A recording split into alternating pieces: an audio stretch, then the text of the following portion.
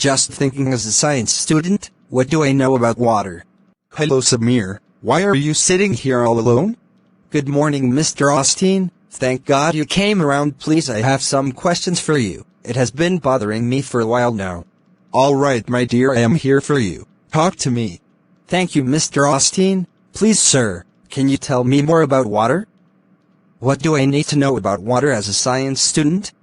You have asked a nice question, boy. This means you have started thinking like a scientist. Now listen, water is a chemical compound that is made up of 2 atoms of hydrogen and 1 atom of oxygen. This is why water has its chemical formula as H2O. Furthermore, boy, if water appears in a solid phase, it is called ice. If in gaseous phase, it is called steam. Look, so ice is still water, but in a solid form, and steam also water in gaseous form?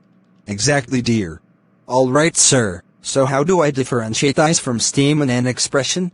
Okay, when you are referring to ice, that is solid water, the expression has a small s in a bracket after the water molecule. That is H2O. The s in bracket is telling you that the water is in a solid form. If the water been referred to as a steam, that is gas, it's written as H2O, G. The small g in bracket is telling you that the water is in gaseous form. On the normal circumstances, we have our water as a liquid, so we write it as H2O, L. The L in bracket is indicating that the water is in liquid form. Do you understand this now? Yes, sir. Water is very important, as I have seen. What makes water this important? A lot, boy. Water is the main compound found in living organisms. Almost 62% of the human body is water. About 71% of the Earth's surface is covered by water. Water is the 3rd most abundant molecule in the universe after hydrogen gas and carbon monoxide. Water is an excellent solvent because of its polarity and high dielectric constant. Hydrogen bonding between water molecules also gives water high surface tension. This is the reason why small animals and insects can walk on water. Water is amphoteric, that is, it can act as both an acid and as a base.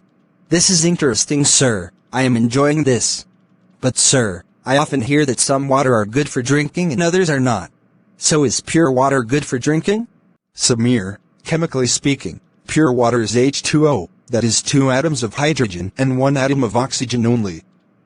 Therefore this pure water is not good for drinking because it lacks the required electrolytes and salts, which I call nutrients in water, our body needs to survive. So a good drinking water should contain the minerals and vitamins required by our body. In chemistry, the addition of these vitamins and minerals makes water impure. So for our health, this impure water is what is good for drinking. Oh, I see. What about distilled water? Is it different from water? In nature, water exists as H2O with other minerals. In order to make the naturally existing water fit for laboratory experiment, it has to undergo a distillation process to remove the attached minerals. This is to ensure that there will be no interference of the minerals in the experiment. So, distilled water undergoes some purification process which gives it a known composition to fit for experimental activities. This is so lovely, sir. Thank Mr. Austin for this wonderful exposure. I am grateful. You're welcome, my dear. Friends at home, I believe you have learned something from the discussion between me and my student Samir. See you in our next discussion as we get to know the things we should know. Meanwhile, remember to subscribe and hit the notification button to be getting our video as soon as we drop it. If you have any questions, suggestions, corrections, please don't hesitate to drop your message at the comments section. Thank you. Excuse me, let me take a cup.